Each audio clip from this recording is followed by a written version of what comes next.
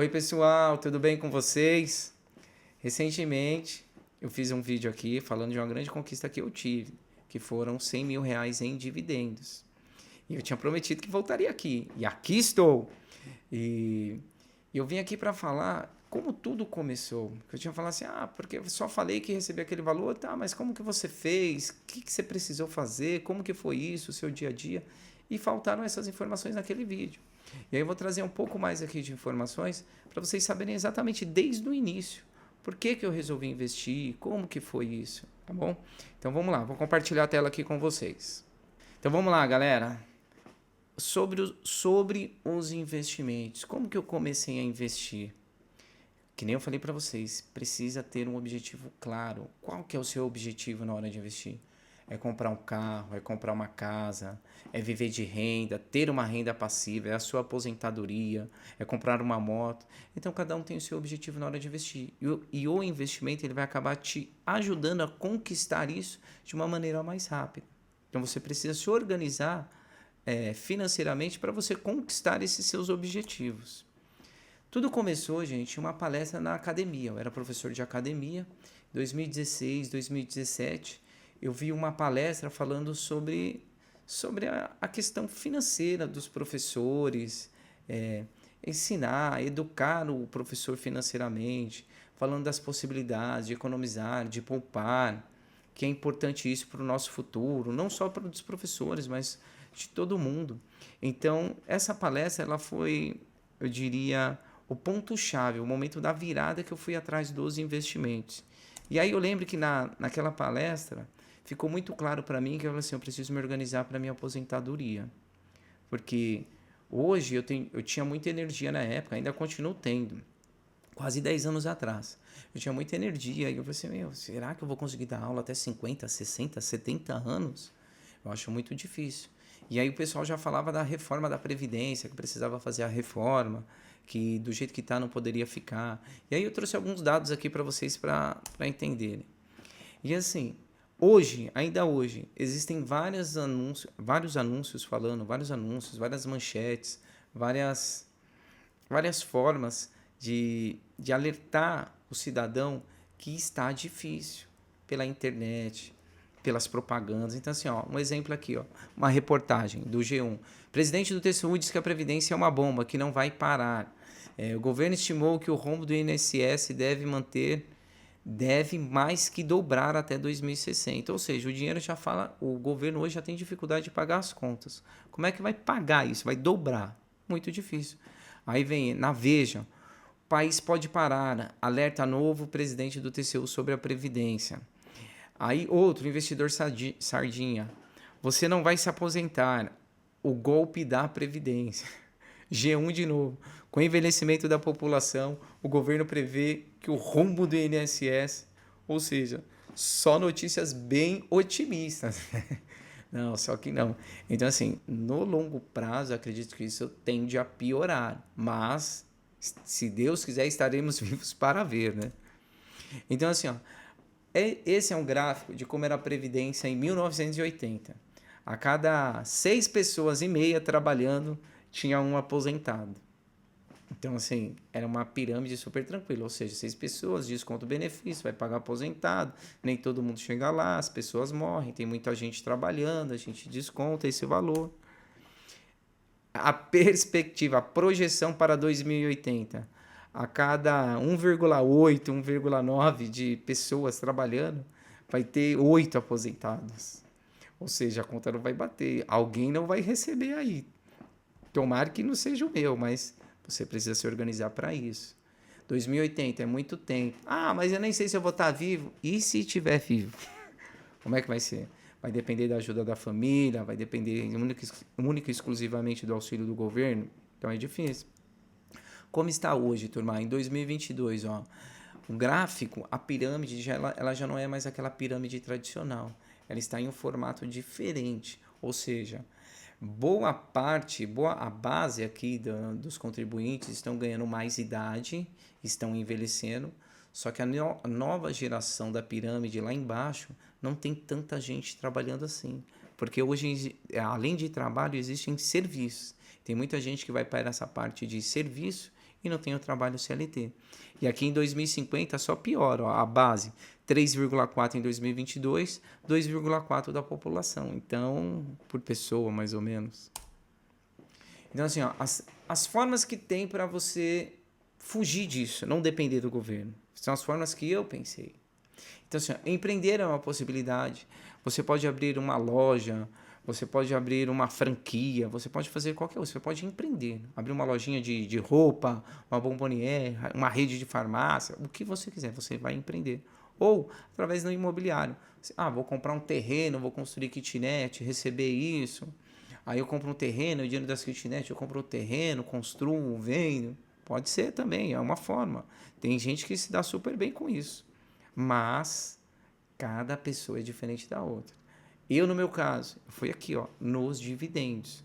Aí eu comecei a estudar os dividendos, como que recebe dividendos, o que eu preciso fazer para receber esses dividendos. E aí é só começar a estudar. E aí eu tô aqui hoje para ajudar vocês com isso.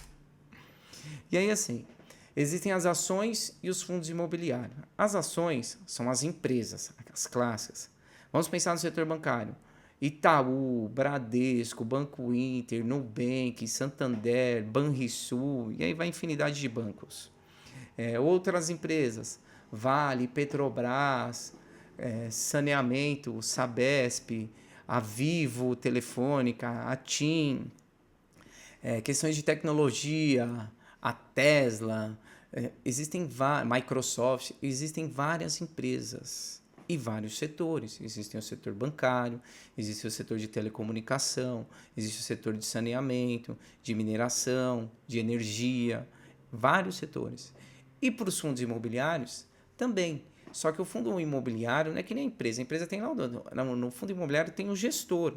E aí o gestor é responsável. E o fundo imobiliário é obrigado a distribuir 95% do lucro.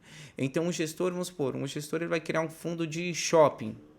E aí dentro do fundo de shopping, ele vai ter uma participação em vários shoppings da cidade ou do Brasil, uma participação.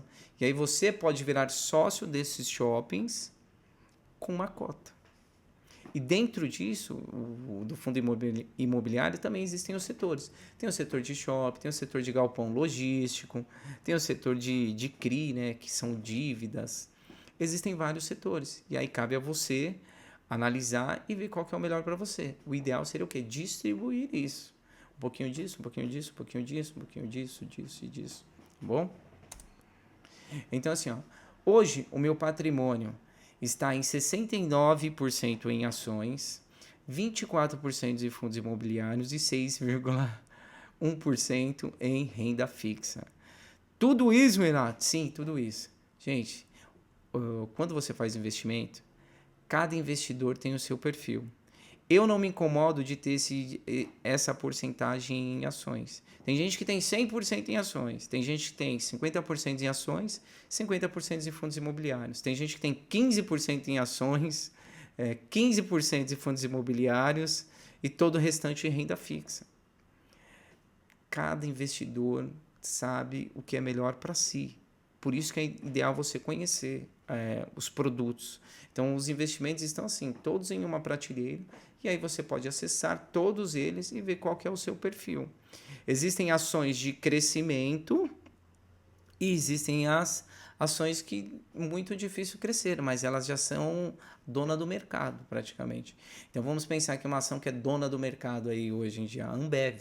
A Ambev é uma ação que é muito difícil a Ambev multiplicar por 10.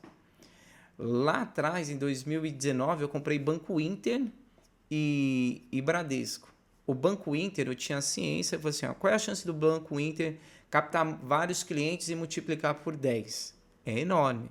Então foi isso que aconteceu. O Banco Inter veio, então o Banco Inter e o Nubank também na época, mas eu preferi investir em Banco Inter. E aí o Banco Inter veio e multiplicou muito. E o Bradesco não cresceu tanto. Por quê? Porque já tem um volume muito grande. Então é muito difícil esse volume, essa grande empresa, ela multiplicar o capital dela por 10. Aí existem as ações de crescimento e existem as ações de dividendos ali. Não que as ações de crescimento não distribuem dividendos, mas bem menor do que essas outras ações que já estão mais consolidadas e estabelecidas. Qual que é melhor e pior? Não existe melhor e pior. Existe aquilo que é importante para você. Eu penso assim, se você é um jovem de 20 anos e você tem uma longa vida pela frente, eu acho interessante você ter uma parte da sua carteira voltada para essas empresas de crescimento. Agora, se você já tem uma idade mais avançada, com 60 anos, acredito que não seja tão interessante você ter tantas ações de crescimento, porque você está naquele momento mais desfrutar e proteger o patrimônio. Então, aí são aquelas ações mais tradicionais, conservadoras. Então, essa é a posição da minha carteira. Ah, mas é muito pouco. Sim, 6% é pouco em renda fixa. Mas assim, gente, lembra que eu compartilhei o vídeo com vocês falando que eu já venho recebendo dividendos? Então, esses dividendos hoje em dia já é um salário. Então, só para lembrar aqui, gente, a emoção de investir é a mesma coisa de você ficar olhando a grama crescer. O Warren Buffett que falava isso era o Luiz Barsi. Então, investir não tem tanta emoção. Ah, eu comprei uma ação, vai receber dividendo, quanto que vai receber? Não. O método que você compra, que é o holder, buy holder, comprou e é para sempre. Ou seja, você vai comprar aquela ação, a tendência é você nunca vender a ação e você vai ganhar na valorização e nos dividendos. Então, assim, não tem tanta emoção, vou comprar, vou vender, vou comprar, vou vender. Você pode fazer isso? Pode, mas não é o que eu faço. O que eu faço é comprar a ação, sentar no papel e lá na frente, se a empresa perder os fundamentos, e aí eu estudo a possibilidade de venda. Aconteceu isso comigo aqui na carteira. Um momento que eu fiquei com a ação 2 anos pensando em vender as ações e acabei zerando a posição. Mas não é da noite para o dia, um relatório, um trimestre que a empresa foi mal que ela não pode se recuperar no próximo. Então a emoção de investir é a mesma sensação da imagem, a ficar acompanhando a grama crescer. Então aqui, gente, ó, só para vocês saberem, lembrarem. Por que eu não tenho tanto mais assim na parte da renda fixa? Porque em 2025 eu já recebi uma média salarial, uma média de dividendos de R$ 2.885. Vamos arredondar isso para R$ 2.900. R$ 2.900 já é um valor considerável. Mas para o tipo de carteira que eu tenho, das ações, eu vejo como excelente. Pelo patrimônio que eu tenho, se eu quisesse ajustar a minha carteira para receber um dividendo maior, eu poderia ajustar. Esse dividendo ficaria na casa de R$ 4.500 a R$ 5.000 sem correr tantos riscos. Mas eu prefiro manter as minhas posições pensando também na rentabilidade. Uma parte da minha carteira também pensa na rentabilidade, não é só 100% em dividendos. Então você organiza, que nem eu falei lá no começo lá. Você distribui a sua carteira da melhor forma possível para você. Então hoje eu já recebo 2.800. Se eu tiver algum imprevisto, eu posso realocar parte do capital e aumentar esse valor para 4.000, bem tranquilo, e ainda continuo com bastante ações.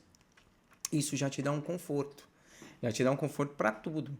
Você tendo uma renda de 3.000, 4.000 reais extras fora do salário, já te dá um belo conforto para você poder passear, ficar um pouco mais tranquilo.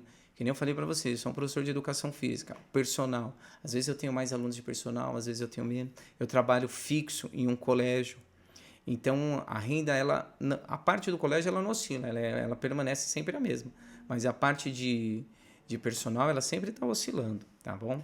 Então, assim, invista aos poucos, a grama vai crescendo aos poucos. Em 2019 eu recebi 2.400 de dividendos, 2020 3.000, 2021 10.000, porque você começa a se dedicar mais e começa a aportar mais, começa a comprar mais dividendos. Esse é o lance. Porque assim, a bola de neve, assim, hoje, quando você recebe R$ 100 de dividendos, vou comprar uma nova cota de um fundo imobiliário, R$ 100, acabou. Agora hoje, recebi R$ 3.000 de dividendos, eu vou comprar a cota do fundo imobiliário. Eu não vou comprar uma cota, eu vou comprar 30 cotas. E aí essas 30 cotas vai me gerar renda no próximo mês. Então, a bola de neve começa a crescer, começa a ganhar peso. E aí eu só preciso o quê? Me controlar e acompanhar as empresas. Tá, Renato, e agora? Você falou das ações, dos dividendos. Legal. E aí, como é que a gente faz isso? Na minha vez, foi muito difícil. Para você começar a investir, você precisa abrir a conta em uma corretora. Simples. Aí existem várias corretoras. Tem a XP, tem a BTG, tem no Invest, tem a Rico, tem a corretora do Banco Inter, Tem outras corretoras, existem outras. Você escolhe uma delas e aí você abriu a conta, você já tem acesso a toda essa prateleira de investimentos. Você pode investir nas empresas nacionais, você pode investir nas empresas internacionais, você pode investir na Tesla, na Microsoft, no McDonald's, na Coca-Cola, Nike, como é através de BDRs, ou você pode investir diretamente lá fora.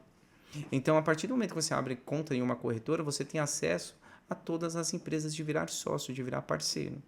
E aí, é que nem eu falei, ver a grama crescer. Você investiu lá em uma ação da Coca. No longo prazo tende a valorizar, ou não, é refrigerante. Agora, McDonald's, Nike, Adidas, né? Existem várias empresas com capital aberto. E aí você pode participar disso ou ficar de fora. É que nem eu falei uma hora lá. Você pode empreender, você pode pensar em kitnets ou você pode pensar em dividendos. Eu pensei em dividendos. Foi a melhor forma de eu diversificar o meu patrimônio e estar mais seguro. Alguma das empresas que eu tenho pode vir a ter um prejuízo, falir, pode, mas em compensação tem outras empresas que estão crescendo muito e isso acaba compensando. Então, gente, é assim, esse é o segundo vídeo. Espero que vocês tenham gostado. Se inscreve no canal, curte, compartilha. Lembrando que esse vídeo não é recomendação de investimento, e sim só uma maneira pessoal, um olhar pessoal meu para ajudar você a começar a investir, tá bom? Então, fiquem com Deus. Até a próxima.